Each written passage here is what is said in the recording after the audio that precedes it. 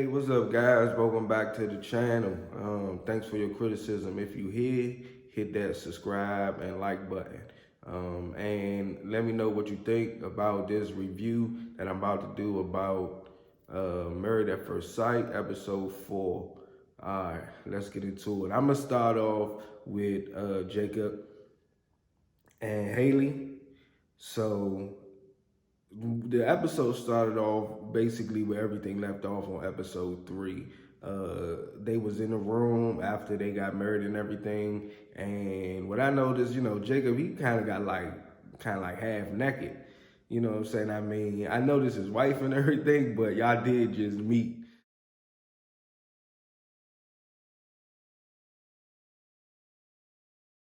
So, he was like, hey, look, I'm just taking off everything. So that kind of threw me off a little bit. Now, Jacob went to talk to Haley parents and stuff like that, and he just seems so rigid.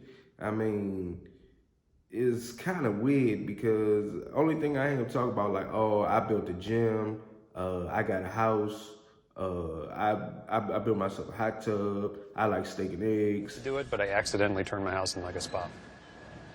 Can pull it up on my security system, I guess. So that's like the beach right there. There's the pool, and then I got like those. They're like kind of like tropical sort of plants. Oh, how nice! And then to the left of it, there's a pavilion with a hot. I'm like, okay, dog. We get that. What else? It's a little weird. It's throwing me off. He seemed, I don't know. Maybe he got opened up more. We'll see how that go. When Jacob was talking to Haley parents, they said that I don't know, the way they was putting it was she was stubborn, basically. And, it's like she always want to get her way. That's what I got out of it. She'll shut down and you just have to back off and just give her space. I think that Haley, I think that's going to be a problem because you always can't get your way in a relationship. It doesn't work like that. It's like a give and take thing. You give and you take, and then, if it work out and y'all vibe, then it's good. After they, got finished talking to the parents and everything like that, they went on a little Vegas trip, and it seemed, I don't know, it ended well, you know what I'm saying? I mean, they kissed, they hugged at the end of the night. It seemed like they getting closer. That's a good thing. All right, you got Brianna and you got Vince. Now, I like Brianna. She looks super good. I'm digging Brianna. Brianna, I'm not sure. But it started off just like, the episode started off with them in a room and everything like that. And they went to go cuddle and stuff like that. And, I'm like, oh, so y'all cuddling off the break? Y'all feeling kind of close.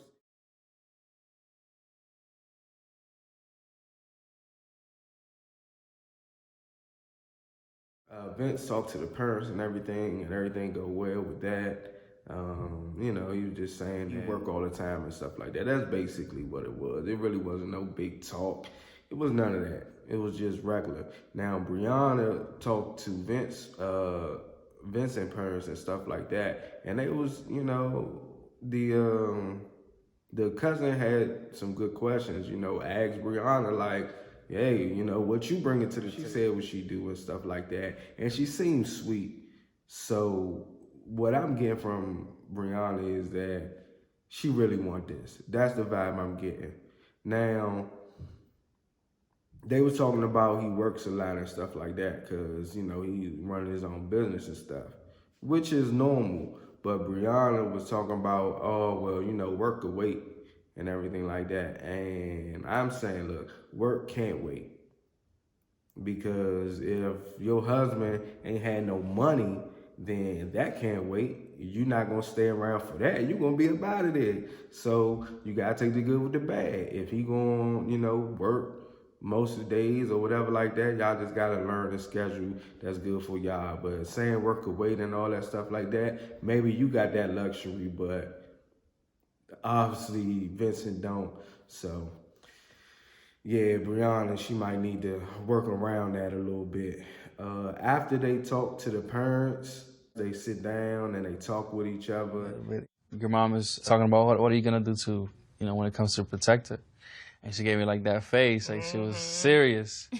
So, I'll do whatever it takes. And Brianna bring up, the parents were talking about he got a little temper and everything like that. And, he was like, oh, no, I don't. You got to really like disrespect me and it got to be out of control in order for him to get mad.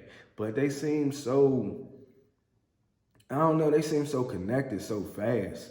And, they just seem so sweet around each other. So.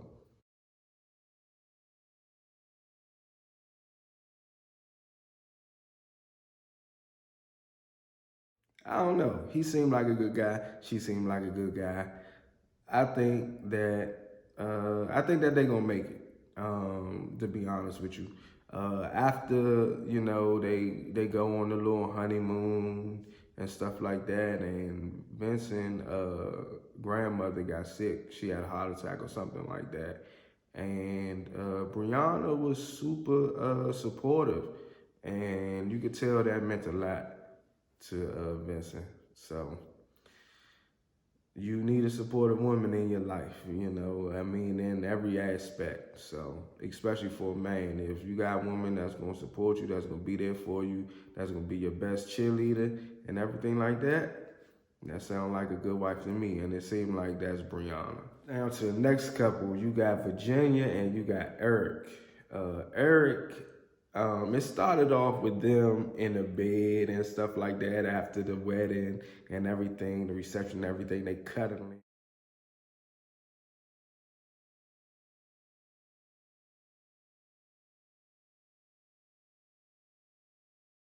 And the way that they was cuddling, it made me think that they gonna make it. That's the first thought that I had in my head. Like, oh, they seem like they gonna make it. You know what I'm saying? It's the little things. You know what I'm saying? It's the little things that matter in relationships because you're gonna be in it for a long time, and the big things that you do gonna make memories, and y'all do activities together and stuff like that. But during the relationship and the longevity of it, it's just the little things that's gonna really, really matter eventually. So the big things in the beginning, and then just the little things on top of the big things, and it wind up working out depending on everything.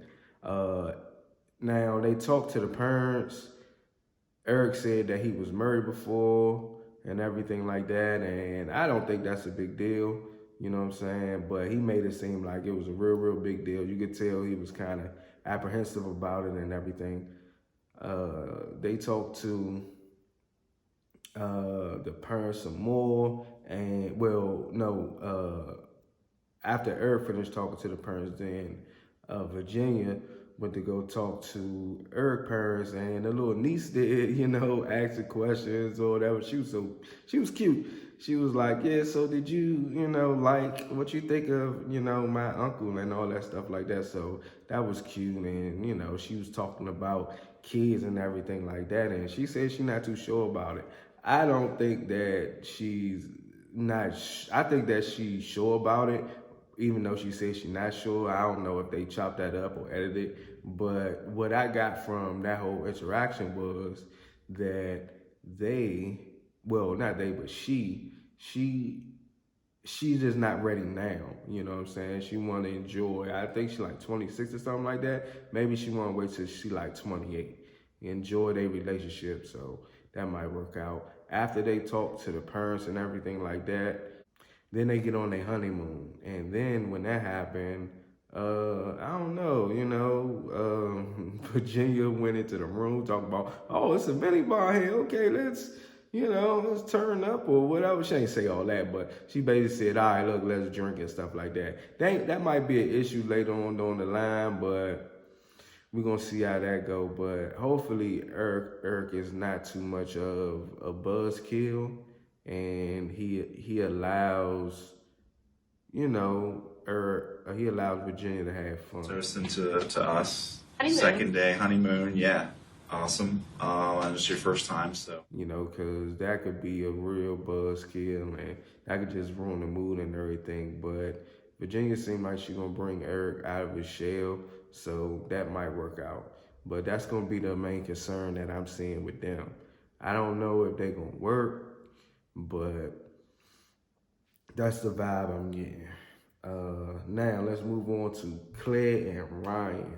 Claire and Ryan, they convo is flowing like out the gate after the, they little merge and the reception and everything like that. They get in a room, convo flowing and everything, and that's cool. So you could tell she's very attracted to him and stuff like that. So Ryan, he seems so analytical about everything. Just the way he talked and stuff like that is like, it's like he just want to break everything down and just to see, I don't know, it's a little weird. He seemed a little too analytical.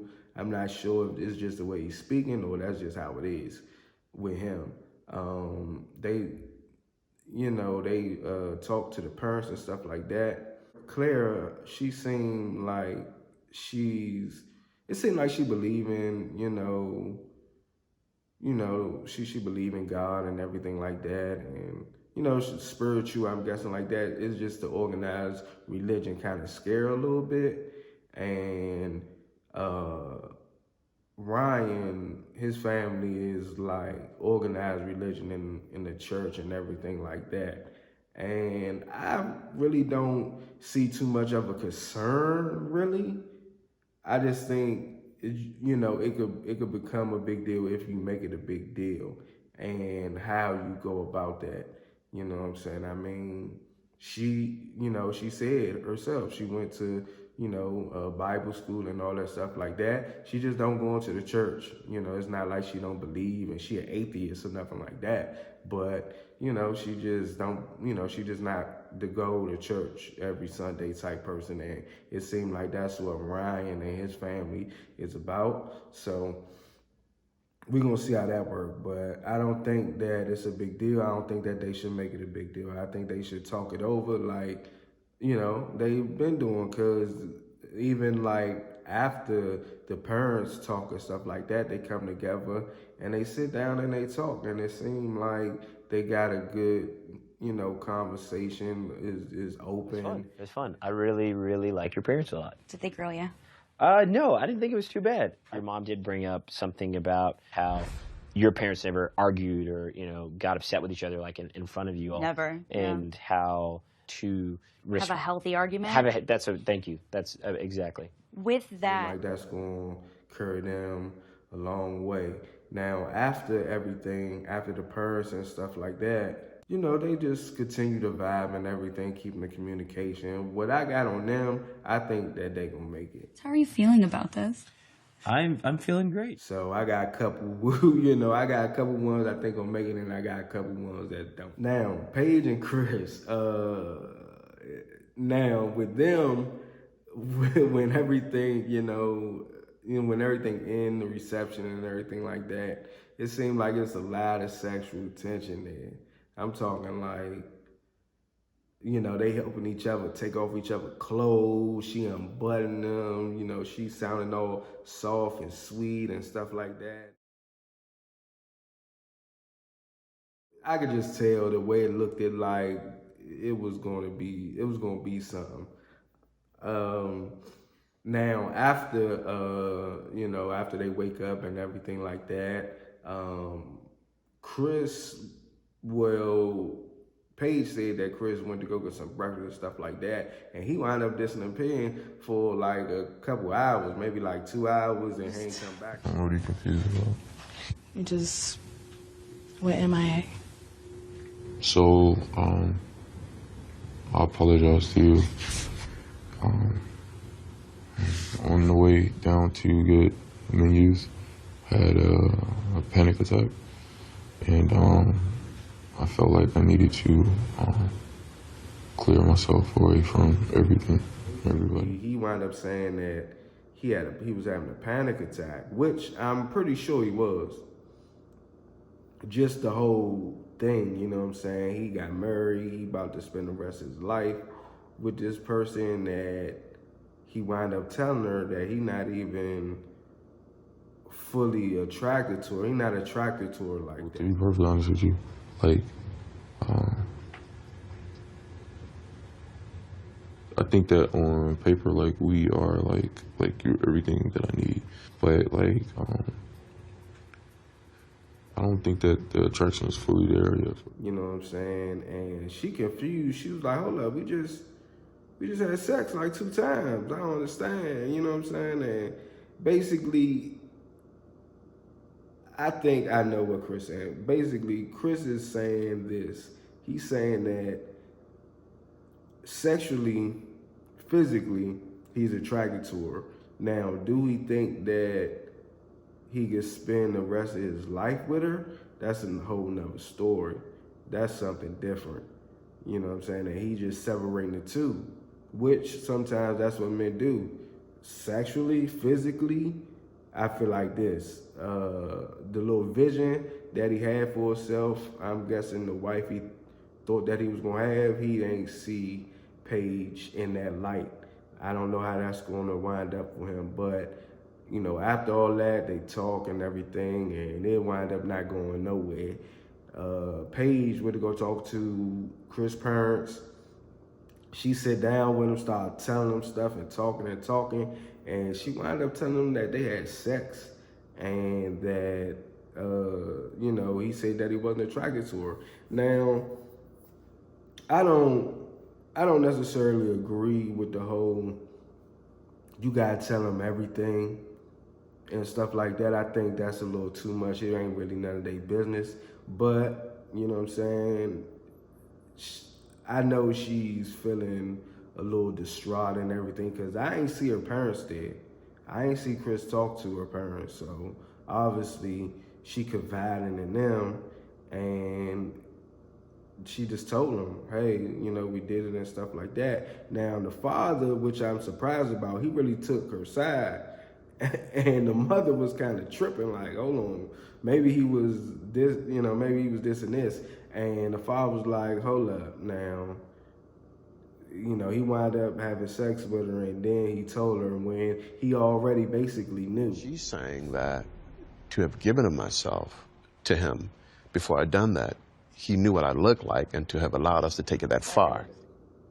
We all know what that was about. I forget what the mother said, something about, oh, maybe he was on the high from the, you know, that don't even matter.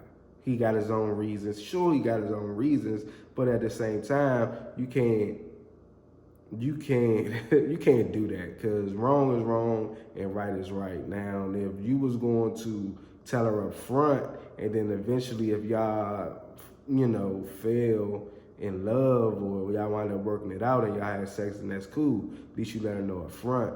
It's kind of like a little deceitful, really, when he knew all along. Anyway, after that, the parents wind up talking to Chris. His parents wind up talking to him. You know me, Dad, I'm always objective. I play no games, and I'm right in the middle. You know that. Yeah. And I just want to make sure that you do not hurt her. His father was telling him, like, look, man, what you did wasn't cool. And to be honest, I don't think Chris liked it that. Which, he got a point. I wouldn't have liked it that neither. So he basically went to her. They wound up talking and saying, he wound up, he looked at distraught again. He just, I don't know, this whole episode, he just looked at distraught. His head down, wiping his eyes, like he really going through it. Like, this is extra stressful on a man.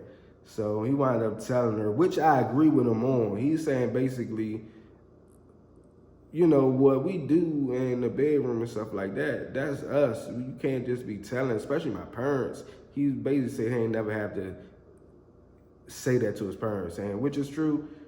I'm sure he never had to have that conversation. I'm sure it was a little weird. So he was coming at her a little like, hey, man, what you did wasn't cool, which I 100% agree. She even said something about telling her dude friends and stuff like that. And you know what I'm saying? Basically, she ain't got nobody to talk to. After the whole debacle of him saying that he wasn't attracted to her and all that stuff like that, that threw her for a loop. And I could see why she did it. Do I think it was right? No, I don't. But then again, y'all strangers in this little new situation.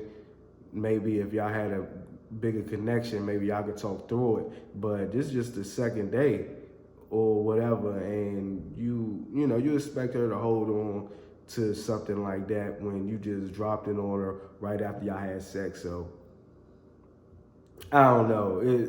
It's crazy. I can see both sides of it.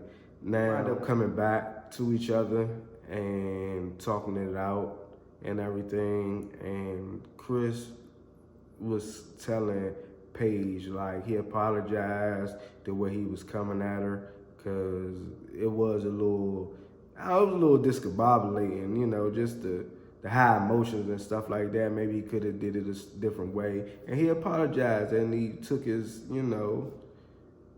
he basically apologized for his faults, which I respect that. Paige, on the other hand, she didn't apologize.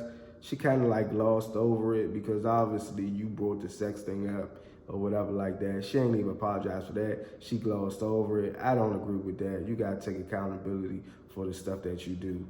But she just glossed over it, but he wasn't tripping. So they wind up moving on and, putting it in the past. And when it came to the little honeymoon and stuff like that, they was basically talking, and it seemed like they got a little understanding on each other a little bit, and they willing to work at it.